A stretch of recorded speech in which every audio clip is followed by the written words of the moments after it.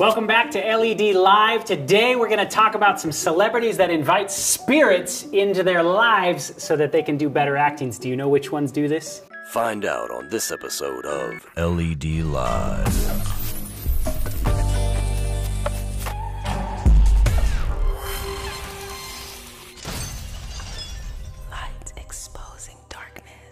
So before we get into this topic of which celebrities are using demonic influences to actually help them in their acting, we want to thank our Patreon donors for allowing us to be able to do what we do.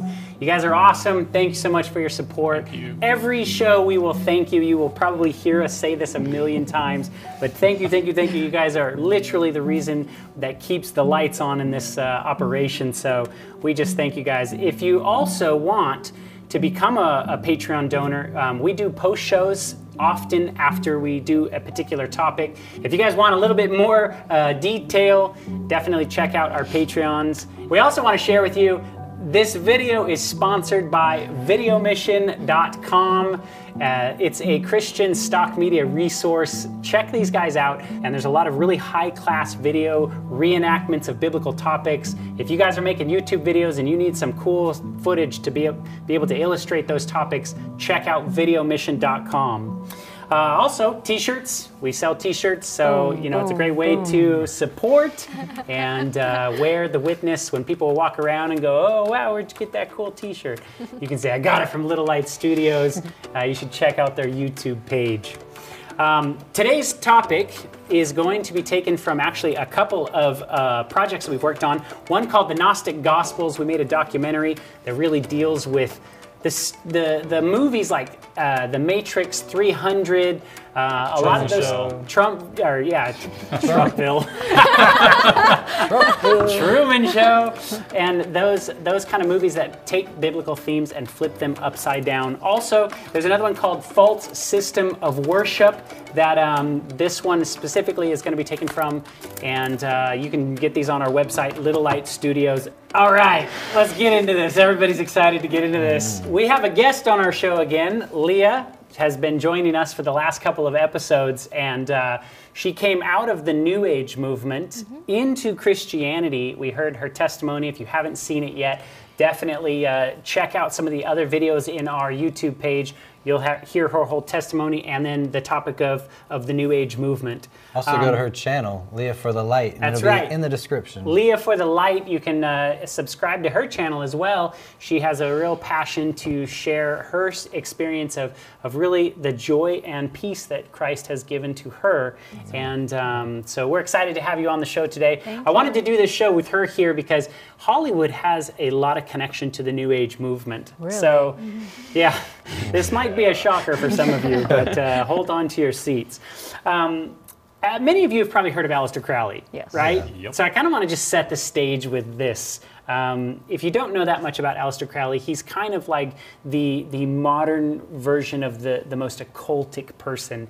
He used a lot of magic and sorcery, and Hollywood's been obsessed with this guy for a long time. He was on the Beatles cover. There's a lot of connections between modern day movies and his writing. But he wrote a book. Can you define the occult in like a sentence? Sure. The occult is really using supernatural means, magic, spells, sorcery, and specifically to get what you want in this world. A lot of what we heard from Leah and her talking about the New Age movement is really like the secret and really dealing with thinking about yourself and how you could manifest those things. This is kind of like that, but with sort of like up a few notches kind of a thing, Okay. So he wrote a book called Magic and Practice and Theory. Listen to what he says. There are three main methods for invoking any deity. So you want to invoke a god into your life. He said the third method is the dramatic and perhaps the most attractive at all. Certainly it is to the artist's temperament, for it appeals to the imagination through his aesthetic sense. Let me put that in layman's terms for you. If you want to invoke a spirit into your life, he's saying that one of the three great ways to do this is through acting. Wow. Interesting, right? Yeah. And it's interesting that Hollywood is very into this guy. Socrates, he wrote a lot about the muse. What is a muse, do you know? An inspiration, right? It's an inspiration, inspires you. Yeah, what gives you your inspiration? And this is what he says. In like manner, the muse, first of all, inspires men herself because they are inspired and possessed. They are simply inspired to utter that which the muse impels them to do. And you talked a little bit about this on the show. You know, it's like, you know, you've got these voices that are talking to you and inspiring you to do this or to do that, right? And kind of showing you a slideshow of some new thing or whatever, you know? Right. Yeah. So Socrates is saying the same thing. For not by art or by knowledge do you say what you say, but by possession. Wow. Whoa. Which is kind of an interesting idea that he was bringing out. This came from a book called Actors on Acting. Now, I'm going to go over some history, okay? So this you may or may not have ever heard of these kind of actors. These are well before your guys' time, and well before ours, actually, contrary to maybe your belief. Have you ever heard of Rudolph Valentino? No. Okay, Rudolph Valentino was like the Brad Pitt of the 1920s. You have heard of Black Brad and Pitt. white Brad Pitt. Okay, you know who Brad Pitt is. Okay, we're on the same page The here. black and white Brad Pitt. Yes, literally. This guy was literally so immensely famous. His movies were all about like passion and love, and he would always get the girl, and he was like this ladies' man, right? And when Rudolph Valentino would go out in public, people were so obsessed with him that there was these crowds that would form around him, and he often had to walk around with police officers because it was like riots would almost happen, right? This guy was immensely famous. But what people don't realize is that actually the movies that Valentino made were from his wife Natasha, who was a huge spiritualist. So listen to this quote. Every night, Valentino's wife, Natasha, would hold a seance calling forth for the spirit world to help her in her creative undertaking. They would, with a pen and paper in hand, she would go into a trance and she would start writing, okay? After the outpourings were typed out, they were brought to the set the next day and given to the director, and that's what the movies that were made. Oh my goodness. So if you go on YouTube and you look at the movies that Valentino made, those scripts were literally handed from the demonic world. Wow. A script written in a day by automatic writing, and you know, the human mind can't even make that happen, but these demons have already had it planned out. Who's gonna allow us to write through them, you know? Right. And they were like a team. Who does that remind you of in the sports world? What? Where the wife is like doing these spiritual that practices. was he's a big NFL player. Hold on, he's a quarterback. His wife was a witch or something. Yeah, what was his name? Are you talking about Brady? Oh my goodness, Brady, yes. Any superstitions going into the game? Any special thing you carried into the game on Sunday that you had tucked away somewhere? I did. I always, you know, I've learned a lot from my wife over the years. She's so about the power of intention, you know, and believing things that are really going to happen. And she always makes a little altar for me at the game because she just wills it so much. And so she put together a little altar for me that I could bring with pictures of my kids. And I have these little special stones and healing stones and protection stones. And she has me wear a necklace and take these drops she makes, and I say all these mantras. And I stopped questioning her a long time ago. I did. I just shut up and listened. And at first I was like, this is kind of crazy. And then about 4 years ago, we were playing the Seahawks, and she said, you better listen to me. This is your year, but this is all the things you're going to have to do to win. And I did all those things, and by God, you know, it worked. It was pretty good. And then in 2015, it was about early January, and she said, you know how much I love you? And I said, yeah. And she said, I just want to let you know this is not going to be your year. Oh. And of course we lost. I said, what does 16 look like? And she said, 16 is going to be your year.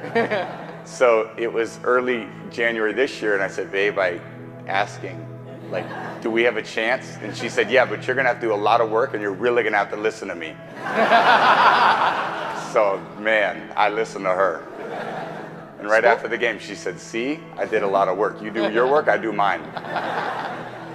She said, you're lucky you married a witch. I'm just a good witch.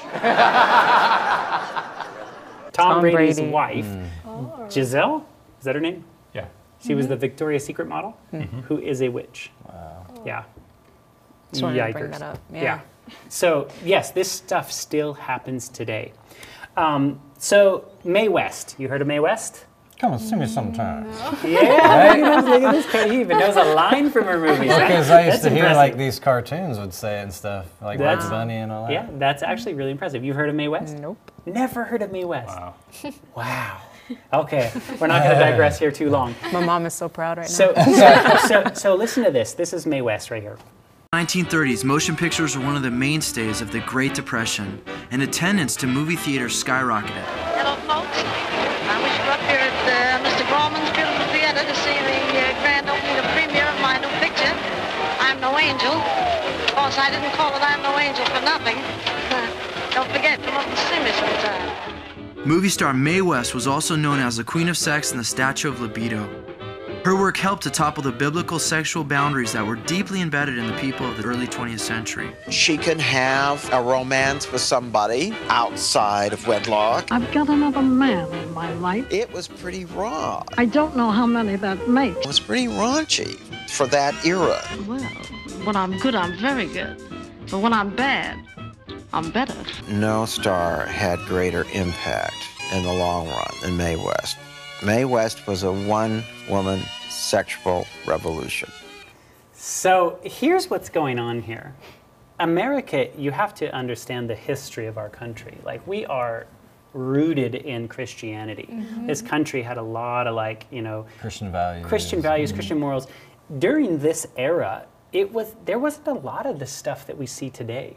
I mean, our media has totally tanked. Yeah. Dude. We got some pretty like evil stuff out there, but that just wasn't really the case. And here comes along Mae West, which toppled over the biblical understanding of sex inside of a marriage, right? So listen to this. This is Mae West's psychic, okay? His name was Kenny Kingston, and he's reflecting back on Mae West in her life.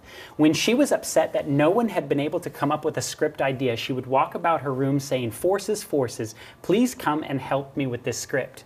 You talked about this. I would do this kind of stuff all the time. Right? I would say, you know, help me with this path, help me with this thing that I'm trying to do. And I used to do automatic writing. Oh, And wow. when you actually invite the spirits in, so did you ever actually have experience of that? Yeah. Wow. Like, I would be trying to figure out, you know, what my next steps were, and I would ask for guidance, and then I would just start writing, and I would do automatic writing. Would you feel your hand actually moving, or is it just like whatever was coming out of your It's mind? more just like whatever comes out of your mind, you just start writing stuff down, and then all of a sudden you have all these ideas, and it starts to make sense. Wow. Did you feel like they were your own, or you knew exactly where they were coming from? I felt like I knew I was getting guidance. I was getting like supernatural you were talking about guidance. that download, you know, that Yeah, like instant the- yeah. knowledge right then. Yeah, download would be different. It's more auditory, where the writing, it just flows. Wow. So she would get these forces to come into her and help her write a script. And then this is what would happen. She would begin to hear the voices, images, the plot was revealed to her. She would summon the stenographers and tell them to work around the clock, and she would lie in bed in a trance-like state, dictating as the spirits entered her, and she would write the scripts and hand those to the director, and that's what they'd make. This is way back when. We don't even get into the modern age yet, right? So you look at Mae West's and the movies that she made. Remember, she mentioned earlier, "I Am No Angel," right? Or she has like the sex at the sensational Mae West. Yeah. So these are topics that we look at today. We don't even bat an eye because we're so used to sexual bombardment, right? But this was racy stuff back then. When you think about it, it's like the devil is writing his Bible. That's right. Think of how the Christian Bible was written. John on the Isle of Patmos, getting these visions and writing for our time today. That is an excellent point. I He's mean, working inspired. through people. And really, like, I know this is going to sound really weird, but the Bible is a collection of a bunch of stories. And that's how we learn about God. Right. The devil has a collection of stories Wow. Yeah. in a visual format, and that's how we learn about the him. devil's world. That's what he's doing. How about this character, Marilyn Monroe? Okay. Heard of her? Okay, you heard of her? Do you know what's really interesting? There is really not a person I have met yet, no matter what age, other than, you know, somebody that's really, really little. But if you're old enough to like watch, you know, play on the internet or watch TV, then most people have heard of Marilyn Monroe. This person is massively famous. So here's a little video clip with Marilyn Monroe. Monroe attributed her ability to affect the public to other entities that would inhabit her and take her over. She was known for entering into deep trances before each scene. One of Monroe's close personal psychics recalled how she would draw attention from the spirit world, asking for their guidance. When she saw a camera, any camera, she lit up and was totally different. The moment the shot was over, she fell back into her not very interesting position. And I don't know how to explain that. That's almost verbatim what Beyonce says about Sasha Yeah, that's Fierce. exactly She's what I like, was thinking of. I'm more reserved and I'm not very interesting, but when I'm Sasha, I can sing strong and I can do all this stuff. Sasha is my alter ego. And when people see me, sometimes I think that when they meet me and they speak with me, they're expecting Sasha. And I'm really kind of shy, and not really shy, but more reserved, and nothing like Sasha. She can do things that I cannot do when I'm in rehearsal. I mean, I can try, but then it just doesn't happen. I can sing notes and sing strong and do all these things that when I'm just by myself, I can't do. The second that the cameras turn on, she's someone else. Mm-hmm. The second you turn them off, she's totally someone else. And he says, I can't explain that. It's interesting how they attach this man to these people. You saying the same spirit guide for the previous person is the same Mae one West. for Yeah, that was Marilyn Kenny Monroe. Kingston. Yeah, yeah. That's Isn't that intentional. interesting? Yeah. Yeah. These guys are around a lot of these dirty, like, you know, spiritualistic things. That's why we see so much of the New Age. If the stuff that's being written is coming from these psychics and these people who are communicating with spirits, then what's the message that we're getting when we sit in a dark room and stare at a blinking light, right? Listen to what Marilyn Monroe says. Jacqueline Hyde, I'm more than two. I'm so many people, they shock me sometimes. I wish it was just me. She was tormented by the voices that she heard in her head, all the communication. And I can relate to that. You know, you get to a point where you allow so much in your mind, and it's like, who's the real me? And it's like, I'm just trying to discover myself. And then when I come out of it, you see, you know, all these different thoughts and emotions that would come over you that they weren't me. Yeah. And it gets exhausting. Right. And if you're opening up your chakras, you're opening up your third eye, you're opening your life to these spirits, they're just coming and flowing right into you, and then it's like confusing to you, you know? She was tormented, but that's just the devil being in character. For the devil comes to steal, kill, and destroy, but I come, the Lord comes to give life and to give it more abundantly. That's right. Yeah. That's right. How many guys remember I Love Lucy? Oh, I know that. Yes. I know Yeah? Lucy, Have you ever seen the episodes? No, I haven't seen episodes, but I know the show. You've never seen an episode? No. Wow. That's impressive. I have no idea what is that. Are you kidding me? At least I know what it is. Wow, Lucille Ball. The title makes me think, I love Lucifer, you know. I don't know. Yeah, right. Lucille Ball's her name, so I think that's where they came up with the idea of the show. But what's really interesting is she always had a particular phrase in the show that she was. It was a comedy show about her and her husband, and they were always having these like funny like problems and stuff. And she was kind of the wild one, and her husband was always trying to like clean up after her mess and stuff like this. She always had this saying where she would say like something would go wrong, and she would be like, "Don't tell my husband, don't you dare." I'll tell him the truth. Don't you dare! And so she was always lying to her husband, but it was all wrapped in laughter. So it was like, you kind of like didn't want her to tell the husband because she would get caught or whatever like that. So there's a lot of little subtleties like that. And what people don't realize about Lucille Ball is she was actually a film actress when she started. She wasn't a TV actress. In fact, if you were a film actress and you were to go down to the TV, it was like taking a step down. These were the low people, like TV. And so everybody wondered, why did you go from the big screen to all of a sudden becoming a TV actress? And it was because of this actress, Carole Lombard. And listen to this. It was the spirit of actress Carole Lombard who guided Lucille Ball into taking a chance on television and accepting the role to star in this television show called I Love Lucy. Now listen to this. The glamorous comedian who died in an airplane crash in 1942 appeared to Lucy in 1951. What? What's going on here? Why is it always a crash? Spirit of What's going on here? She's supposed to be dead. She's dead. So the spirit comes back and tells Lucille Ball, hey, you should choose this job as going and being this television star. And if you do, you will be famous. Now, why would the spirit world care? That's a good point. Because Satan has an agenda. He wants to propagate his message, you know? Go all the way back to what each one of the shows had in it. There was elements of lying, you know, doing things deceitfully behind their back, but it was all wrapped in this laughter, and it's just breaking down the moral code of everybody in society. So the devil's got time. It goes back further than that. Teaser, okay? We're actually planning on making a documentary about this, but you go way back and look at how technology was developed. A lot of these scientists, guys, they were into, some of them would go to seances every night. And, you know, a lot of them admit that the spirits offered to help them and assist them in their work. I always tell people, ask yourself this question. Why does a spirit want to help develop technology?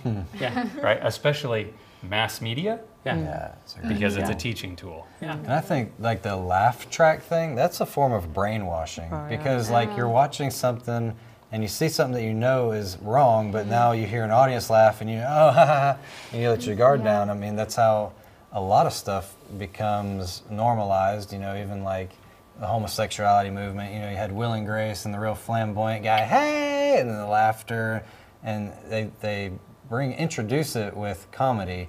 And then subtly, now you got to the point where, you know, there's a kid on the Disney Channel who's like, I'm gay, and, you know, he's like part of the main story, and there's like this conflict, or whatever, like where you're feeling sympathetic and stuff. And not to say we shouldn't feel sympathetic for people in general, but it's just the fact that how they introduce this lifestyle to make it normalized through laughter. We've come so far that the Disney Channel has put out things like The Descendants, where it's like, these are the evil kids of the evil villains in all the stories, and they're just misunderstood. You know, that's the idea. It's like, so the devil started back here with a Christian nation that really had these values, and he's slowly chipped away at them until he's able to just literally hand us whatever, and we're like, eat it up. Like, we're the evil characters. We want them to win, you know, and that's where he's going with all of this. And he hates what we're doing right now. Yeah. Exposing his lies. So let's talk a little bit about this in a modern setting, because, you know, we've analyzed on this show superheroes. You saw the one that we did on Marvel, right? So you see kind of some of the stuff behind what's going on in those stories. So we're jumping into our generation now. We're jumping up to our generation. So I'm leading you into some actors and actresses that you guys might be familiar with. This particular gentleman, his name is Alan Moore, that we're going to talk about. He was a comic book writer. He's written From Hell, Swamp Thing, Watchmen, V for Vendetta. Are these any things that you guys have heard of? Okay, so I'm going to show you a clip of Alan Moore and what he really is into. He follows this snake god, interesting that it's a snake god, called Glykon. Glykon is where he gets a lot of his inspiration from, but listen to this. What's in it for you, though, following Glykon? I believe that every single individual human being should probably make their own peace with the universe. I mean, we're all of us different emotionally, we're all different physically, intellectually. It would be really odd if we were all the same spiritually. So, I mean, that's why I have a problem with religion, per se, because religion, the very word, it comes from the same root word as ligature and ligament, and it means to be bound together in one belief, which I find a bit creepy and a bit unnatural. You can't have that conversation with a Christian fundamentalist. The kind of what we call fundamentalism these days is basically entirely based upon 1930s tent show revivalism. It goes back no further than about 80 years. And yet it's a very frightening and dangerous mindset, because, I mean, as far as I understand it, at the moment, there are genuine worries that, certainly in America, that this could actually negate science, that it could drag us back into a new dark ages. That's so ridiculous. Anybody got any thoughts on what he said there? It all sounds great, right? It all sounds great. That's something that I would have totally resonated with. Like, how could we all be the same? How could we all have the same beliefs? You know, we're different people. but we're different in the kingdom of God, and we all have our own things to bring to the table, and we can have a relationship with the Creator. That's what it's about, and that's what He wants for us. And this is just, it's become so lonely. You're just kind of figuring it all out, and you're getting help and guidance from these beings, but there's no basis, there's no truth. Do you hear the kind of New Age philosophy that he's saying here? Oh, yeah. Because it's like, have any belief that you want, just not which one. Right. Christianity. Yeah, right? Fundamentalist Christianity, that one's wrong, but everything else is okay. That seems to be what I'm hearing with the whole New Age movement as well, is it's literally like, there's all these different paths all over here, except for that one path right here is going to keep you in the darkness, and that's called Christianity. You know, Alan Moore, when he actually was, I think he was turning 40 years old, he threw a party, and he all of a sudden wanted to do something kind of wild, and so he decided that he was going to become possessed at the party. And he decided that he was going to become this magician. And so all of a sudden, it was like a lightning bolt hit him. Things got a bit strange, he says. And after looking back, he was probably in some sort of borderline schizophrenic state. He found himself seemingly in conversation with some sort of entity. Its presence surrounded his head, moving and speaking lucidly to him. And he said, I was very spaced out, God-struck. You babble for a while like an idiot, but I must have been unbearable for 2 or 3 months, and now I've integrated that into the rest of my life. Wow, he embraced it. Yeah, so here's what's happening. He's now incorporating this into his writing. So when he sits down and he writes those comic books, he's asking those spirits to help him in that writing, and whatever he's written in that is with the movies that they're making. And when you go to the theater and you see any movie from this man right here, what are you watching? You're watching the very thoughts that the demons want the world to know. Wow. It's interesting to me the image that he has behind him is very similar to the images you see for Kundalini. Right. Yeah, exactly. You know, and this is something that I pulled from him. So, I mean, he's very into this. I mean, we covered this in the Replacement Gods as well. There's a lot of interviews with him in the documentary that we made, and it goes into much more depth. He talks more about this idea of tapping into the spirits and all this kind of stuff. The writer, do you remember the TV show or 6 Feet Under? I've heard of it. I never. It was an HBO show, and it was like a bunch of guys that worked at a mortuary, right? You've heard of the movie American Beauty? Okay, so True Blood. These are kind of older, but these are things. The writer of this was very much so into automative writing as well. How about Hugh Jackman? And you guys know who Hugh Jackman is? Yeah. Okay. What was Hugh Jackman known for? Wolverine. Romantic comedies? Yeah. Is that true? No. Okay, wrong guy. The Wolverine, right? So, did you know that Hugh Jackman actually wasn't really like thinking he was going to be in a major actor? Do you know how he became to be an actor? Soul to Soul. No, but it's very interesting. He went on the BBC and he was telling the backstory of how he actually got his first gig. Listen to this. It's interesting your path to acting, because you were a journalism student, weren't you? So I'm still on hold. My journalism is still on hold. I literally was just putting it off, so I took a few part-time classes and worked at a gym. And at the gym, I met this woman who, this isn't a lie, it sounds like a made-up story, but I was actually joining her up, and she was looking at me, and she just went, oh, like that. I said, is everything all right? She said, you don't understand, I'm a white witch. You've got to get into acting immediately. I said, well, I'm doing a few part-time classes. Funny you should mention it. She said, no, you're going to be a big star, and I want you to meet this woman, Penny Williams. I said, who's Penny Williams? She says, she's an agent. Well, I met her, and she's still my agent, and the day after, I did an audition and landed a role on Neighbours. The very next day, he gets an audition and books the role.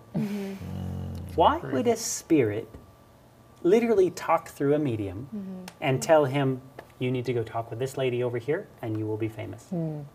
Why are they picking him? Why him? Maybe because he's willing to do what they want. You know what? I think the spirit world is paying attention. They know, who's going to be an agent of them or who's not. And they're literally directing. It's like God is choosing people to go out and herald His message as well. The devil's doing the same thing. He's hand picking. I want this one. I want this one. And so when we watch these movies, we often think like, man, that person got lucky. You know what? You hear stories like this, and it's like, I don't know how much luck is involved in this. Right. Yeah. These guys are literally being handpicked by the other side. Why? Because they're the preachers and pastors. They're the evangelists of Satan's messages. And they're often like the most attractive people, you know? Like the beautiful people are in Hollywood because Satan wants to pick a good representative, somebody that people they want to listen to and want to look at and stuff. You know? And if they don't naturally look like that, they're very open to doing whatever it takes to look like that. Right. Yeah. Right. You guys have heard of Jeff Bridges. Yep. Yes. He has won an Oscar for a movie called Crazy Heart, and where he portrayed a singer. And he's being interviewed on Good Morning Today. And listen to the way that the interviewer asks him how he got into his role, and listen to the words that she uses. And Entertainment Weekly writes about you that you are a generously unvain actor, so appealing in midlife spread. In other words, you had to gain some weight and kind of channel this kind of sadness, really. Yeah. It's very powerful the way you do it, because it's about a guy who redeems himself, who finds basically redemption. Yeah. Who are you channeling? Were you channeling Christopherson? Johnny Cash Yeah, comes to mind? Yeah, a bit, you know. In my long career, played so many extraordinary women that basically I'm getting mistaken for one.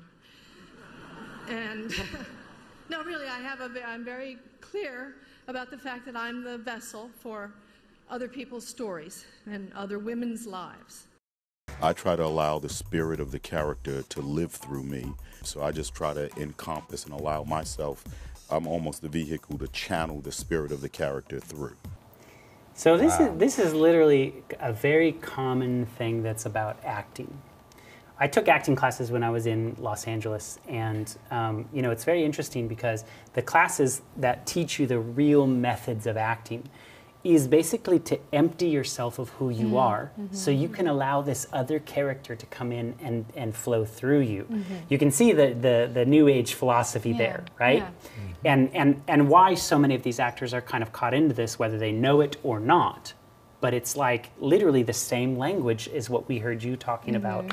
Connecting your higher self. That's right. You know, higher self is a big thing. You want to anchor your higher self. That's right. So you have to kind of, meditate, clear your mind, and then your higher self can come in and live the life of your dreams. And letting other lives from these people that you're playing come out in you. Right. So I have a question. Is there such thing as fiction?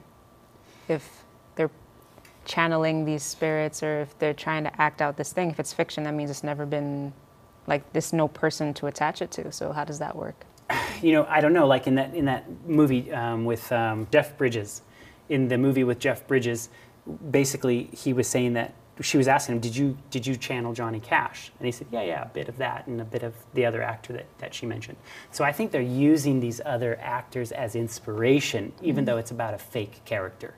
You know what I mean? It's like not necessarily about one person's life, but they're saying like Johnny Cash kind of lived this life, so I'm going to use his spirit to play this part. Spike Lee.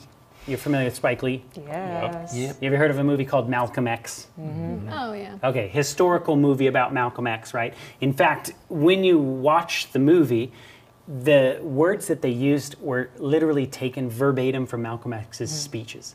Denzel Washington was one of the actors that was in there. Incredible job. Yeah, he did an incredible job. And so Spike Lee is sitting here having a conversation with Denzel Washington, and they're talking about this one specific scene where Denzel continued on past the script. Listen to what he says. Malcolm X really wasn't hard because I had done the play. Chickens come home to roost, right? Yeah, so I felt comfortable that I could do it. And, you know, I got the gift of gab anyway. So I was cutting and pasting his speeches. You remember we were shooting one day out there and you just kept loading the cameras up. I just kept going. I was making it up. You weren't making it up, Denzel. No, I wasn't making it up. I was using pieces. I know, but even that, though, I was a witness to this. You channeled the spirit of Malcolm. Because I remember one specific time where, you know, we went to Malcolm's speeches, and once you finished with the text, you kept on going. Right. And we I didn't say cut. right. We kept loading the camera. We kept loading the camera, And there were many times in that film where we all had to pinch ourselves because we thought we saw the reincarnation of Malcolm. It wasn't about impersonation. You know, to capture the spirit. The spirit, and just trying to, you know, act as well. I'm going to look like him and that, but that's just surface stuff. So That's check crazy. this out. This is just his conversation with Denzel. So Spike Lee and Denzel start talking about other actors and other movies, and Denzel gets a phone call from Will Smith because he was going to play Ali. And so he wanted to prepare for the role. Listen to the advice that Denzel Washington gives him. The surface stuff. Will Smith called me before he started Ali, and he was saying, what should I do? You know, and he did the voice for me, and he had it. I said, I think you should go to Michigan and pray with Ali. When I did Malcolm X, I would just pray every morning, you know, before I came out of that trailer. I was like, Malcolm, come on, you know, because it's not for me. You know, it's for him and for those, hopefully, that he affected. Wow, this is like gold. Deep, dude. And it's them saying it. That's deep. Not us. That's deep, dude. Come on, Malcolm. Come into me so I can act this. Dude, these spirits are messing with these guys. Yeah. Talk and about he's coming from a idols. good place, yeah. He's wanting to represent him and represent the culture in the best way he can. And it's just, but he's praying to something. Inviting that to spirit invite it in. I like that, to something, so it's not Right. actually Malcolm. Right. Yeah. Isn't that That's not a crazy? god. Yeah. And he's giving advice to another actor saying the same thing. Phil, Oscar award-winning actor Denzel Washington told 60 Minutes exactly how he brings forth his best performances. Basically what I did was got on my knees and sort of communicated with the spirits. And when I came out, I was in charge. Powerful scene. Powerful scene. I couldn't have acted that. I couldn't have written that down and made a decision to play that. So going back to this conversation where he's having with Pharrell Williams, listen to this. Spike Lee's telling Pharrell about this experience as well. It's like you're writing a treatment. I finally called cut. I called Denzel. I said, Denzel, where did that come from? I mean, you went on 5 minutes after what was scripted. I said, Spike, I don't know. 5 minutes he rolled beyond the script. And I even saw another interview with Spike Lee, and I'll see if I can find it, where he was literally like reading the script, and he was just like, it's not even on the script. And then he's pulling up on his phone and stuff like this and reading the real speech, and Denzel is spitting off the real speech word for word. See, that's the thing. They're inviting these spirits in, and then what? Like, it's inside of you. When they decide when they come out, and he's like sitting there going, hey Denzel, like, where'd you What's get going that? on? And he's Yeah. like, I don't know. You know what I mean? Dude, Like, there's something going on under the surface here that's pretty wild. So listen to this. You guys heard of Jack Nicholson? Yes. Oh, yeah. Okay. So, do you know who Shirley MacLaine is? Shirley Psychic. MacLaine is one of the actresses that was hugely involved in the New Age movement. Okay. Okay, so she's at the AFI, which is like American Film Institute award show or whatever, and they are honoring Shirley MacLaine, and she's telling where she gets her inspiration from, and she's talking about this one scene that she did with Jack Nicholson. Listen to what she says. When people ask me, who is my role model in this business, I say you, Jack. I think why you're my role model has to do with the way you relate to vanity, or the lack of it. I mean, I have to tell you, I just adore the fact that you don't care how you look. I adore how you commit to the part. You don't care about your little bald spots. You don't care about your stomach. Remember that wonderful stomach.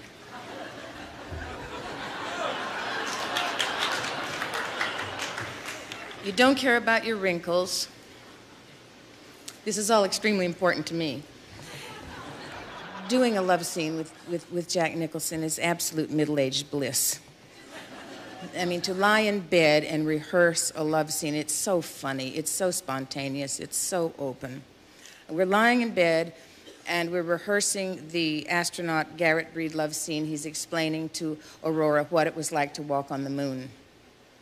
She's loving it. And then we launched into the first take, and 2 voices came out of you. Do you remember this?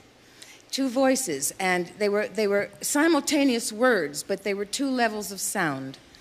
And I looked over at you. You were amazed. I was amazed, and you said, well, sure. Cheryl, I'm many different people. I said, no, Jack, you're channeling. So they all know exactly what she's talking about. That's why they're right, like... because they all talk about that. Mhm. Two They get it. different voices simultaneously. You couldn't try that. You cannot produce that. No idea. That's know what I like mean? textbook demonic possession. Yeah, I was gonna say, I've That actually doesn't even- heard of that before, too. That doesn't even feel new age in what I saw. That seems like straight demonic. Right, right. These guys are literally tapping into this spiritualistic world to help them undertake these crazy roles. That's why I really honestly believe you see a performance from a particular actor and it is powerful. Yeah. You're just like, that was so amazing. But you got to think, man, there's some demonic forces working through these people that they were alive when Malcolm X was there. That demon probably saw firsthand the way Malcolm X acted, and he's acting through, Denzel and going for that. How about this particular actor? You guys recognize him? Oh yeah. Yeah. Yes. Nicolas Cage. Yeah, we played this on one of our other shows, but I wanted to show you just for this case. So when he was preparing for Ghost Rider, this is what he did to prepare for his role. You've developed an acting discipline that you've referred to as nouveau shamanic. Is that correct? Yeah. What are the core principles? I've been told that all actors really hail from the early medicine men and the shamans in the villages pre-Christianity, where they would put on masks and act out, and really they were probably pretty crazy, but they would go in and find answers to questions. Today you're called psychotic if you do that, but it's all semantics. So what I would do is I'd put on Afro-Caribbean paint, like a white and black paint, and black out my eyes so I look like this sort of Afro-Caribbean voodoo icon. And then I would sew in bits of Egyptian artifacts that were thousands of years old into my costume and gather some onyx or tourmaline or something that was meant to have vibrations. And who knows if it works or doesn't, but for me it was an idea of like trying to stimulate my mind or trick my mind into believing I was this character from another dimension. And I would walk on the set and then wouldn't speak to anybody, wouldn't say a word, so I projected this aura of horror, which created fear in my fellow actors, which then inspired me to believe I really was this character. Exciting. I'd love to be on set with you. Yeah, thanks. He was feeding off of everybody's fear. But you think of also, he's taking real shamanic artifacts, putting them. I mean, you don't see that in the movie. You don't know that something's sewn into the inside of his thing. And I think that all these things, like, there's a reason why you can be demonically tortured. Like, have you ever actually been tortured? Any of you guys? Have any demonic spirits or anything kind of like messed with you a little bit? Oh yeah. Oh yeah. Yeah. Was it something that you potentially had in your home that allowed them access to you? I mean, how do they get into your realm and are able to even interact with you, and why don't they just interact with everyone? That's a great question. Yeah, that is a good question. I think that literally we give them access through various different things. In fact, there's a guy named John Todd who really was big with the music industry, worked at Capitol Records, and they would pray that the demons would go with every single record out. And he says, oh, you want to know how many demons are in your home? Go count your records. And that was literally like, they knew that the spirits could follow those records, and then that gave them access into your home. I got rid of I had all these channeled books. I got rid of all of them. I threw them all in the recycling bin. Yeah. I mean, it's why we're so hard on Disney and stuff, right? All the magic and sorcery and all that kind of stuff that comes with Disney, because I believe that it gives the demons access, just like he's talking about. I put these sorceress types of things in my body, and then all of a sudden now I can act this type of particular way. All right, so you guys know Robin Williams. He often was very tortured as a comedian. Heard lots of things in his life. I've seen interviews with him, like talking about all these like voices that he would hear in his head. And he was asked by US Weekly,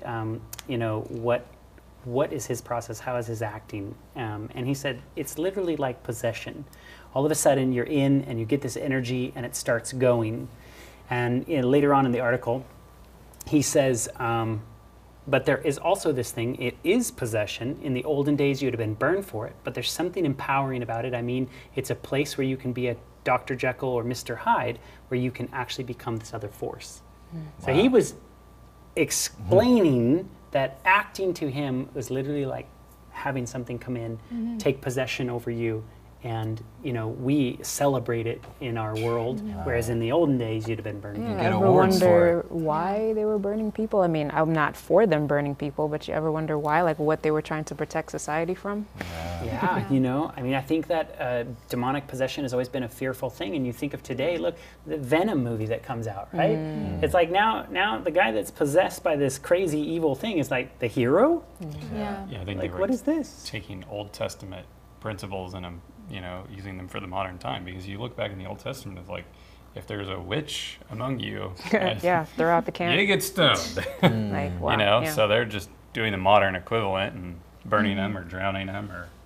Yeah, but it's not even, I don't think they see it as a demonic spirit that they're entering. I think they see it as like a force, an energetic force of the universe that we can use freely, so it makes it feel and sound safe for other people. Excellent point, because I see that as the same deception that happens in the New Age. Right. It's the demonic world that's literally communicating with you and tinkering with you, but they give it this, like, it's this energy, it's this whatever orb, and to the actor, it's just, well, it's my process of how I get involved in this. Right. I don't think some of them, I mean, maybe some of them do. I don't think some of them really understand what's happening like I didn't. Right. I didn't understand what was happening. Right. And I think that's why it is a deception. If possible, the devil will try to deceive the very elect. That's his method. When Leonardo DiCaprio was in a movie called Total Eclipse, the director, Anisco Holland, said this about Leo. Leo's like a medium. He opens his body and his mind to receive messages coming from another person's life. A totally different director, when he was in Romeo and Juliet, Baz Luhrmann, says this about Leo. With Leo, you might see 30 people come out of him in one day. Wow. And you think, like, have you seen a Leonardo DiCaprio movie? Yeah. Right? All of us and have. It's like it's such a What's spectrum. the message that that demonic world is wanting us to learn? How about Keanu Reeves? Keanu is a very complex guy with lots of demons into him. I was trying to tap into that and utilize that, says director Taylor Hackford from Devil's Advocate. Wow. Man. Openly admitting these guys have demons. Do you think there's some kind of conspiracy behind Leonardo DiCaprio not getting an Oscar till recently, after all the magnificent projects he's done? I don't know. I mean, it's interesting. Some actors like Johnny Depp, same sort of thing. He's been in all these amazing movies, yet I don't think, ever won an Oscar. It's interesting because the one director said, 30 different people, and here you have Johnny Depp saying, I'm 30 different people. It's like, what's with the 30? Right? Is that how many Legion was or something? Legion, I think, is thousands, but yeah. But isn't that kind of interesting? Johnny Depp told Vanity Fair, I know I have demons, and I don't know if I want to get rid of them altogether. I would like to experience them in a different way. I'm trying to understand myself, and they're dealing with 30 plus themselves. Right, Oh my goodness. Think of all those little voices that you have to hear, and that's why I think you see Jim Carrey, literally he cracked his mind. He's emptied himself so many times, he's become so many different people, that it's like he lost who Jim Carrey was. Heath Ledger, listen to what the Los Angeles Times reported, Heath Ledger's creepy performance seems to have summoned up demons no one could imagine accessible to him. Like, that's the Los Angeles Times. They're not like literally going, oh yeah, there's a spiritual war going on there. They're like literally like, yeah, this guy had access to demons that other people normally don't. Speaking of Jack Nicholson, when Heath Ledger died of whatever, suicide, drug overdose, whatever it was, these people ran up to Jack Nicholson and told him that he had died, and he actually said, I warned him, because Jack Nicholson was the first Joker. And he said that he warned Heath Ledger not to do that part. That's right. Because these guys are invoking spirits, and they often can't get rid of them. And I believe he evoked a spirit called Osmodeus. And when he got Osmodeus into him, it made him go insane, and he was eating, sleeping pills like it was going out of style, and couldn't ever get peace. So how about Marlon Brando? Heard of him. Yeah, he said something really interesting about acting. Listen to what he says about it.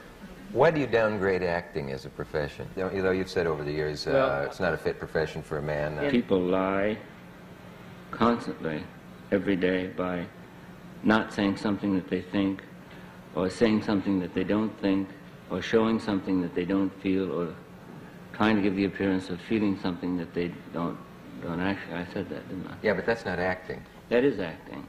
So Marlon Brando describes acting as a lie, right?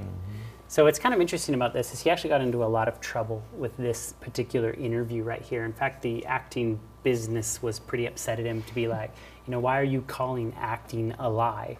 And so Johnny Depp was then interviewed by Larry King. And this is many years later. Johnny Depp is a real big fan of Marlon Brando. And so the topic comes up of what Marlon Brando said about acting. Listen to how Johnny Depp answers this. It is a weird profession. As Marlon said, Marlon had the best definition of acting that exists, you know. It's a strange job for a grown man. And that's it. You do that good. It's a strange job for a grown man. That's right? But he called something else that people in the business got mad at. He said it on our show. He called it lying for a living. Right. And most actors say they're not lying. Did you think that was an unfair expression? I think it's totally right. Yeah, it's lying. It is lying. Why wouldn't it be?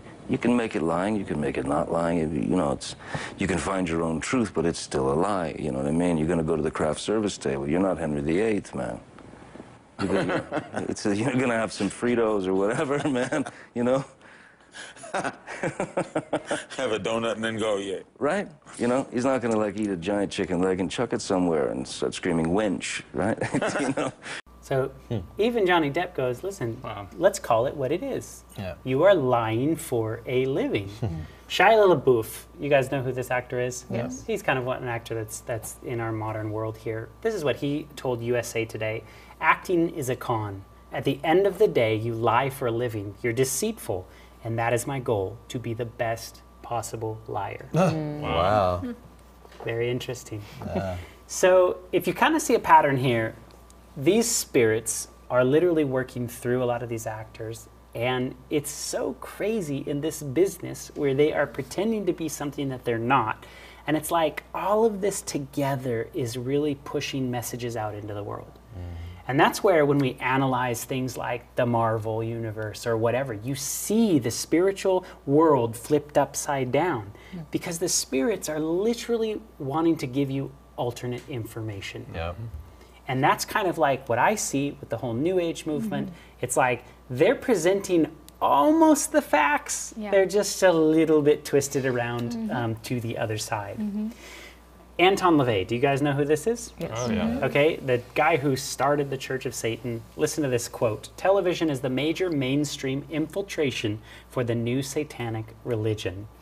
He even goes on to say the TV set or satanic family altar has grown more elaborate since the 1950s, and from a tiny little fuzzy screen to huge entertainment centers covering entire walls with several TV monitors. What did he call the TV set? The Satanic Family Altar. I think he even said that, you know, now homes have like a steeple. It's the antenna on every home. Yeah, he was saying it's like a church. Yeah. Yep. So I want to end with this. We know of this place in Hollywood called Hollywood, right? And the history of it really, it was called Hollywood Land. There was actually the word land on the end of the word. And over the years, they dropped the word land and it was just called Hollywood. But do you know what the holly is? It comes from a plant. Comes from a plant. It's a Hollywood, right?